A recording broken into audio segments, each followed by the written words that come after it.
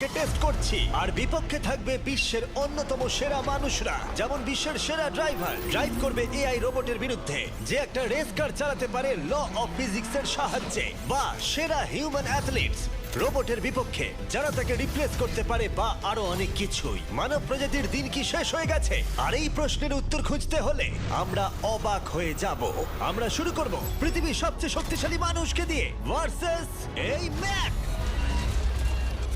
এটা অনেক বড়। এই রোবটটা একজন মানুষের কল্পনার থেকেও 50 গুণ বেশি শক্তিশালী, কিন্তু তাও এই মানুষটা লড়াই করবে শুধুমাত্র ইচ্ছা শক্তির কারণে। তাহলে দেখা যাক এবার কি হয়। তুমি মুখোমুখি লড়াই করবে এই বিশাল রোবট ম্যাকের বিরুদ্ধে।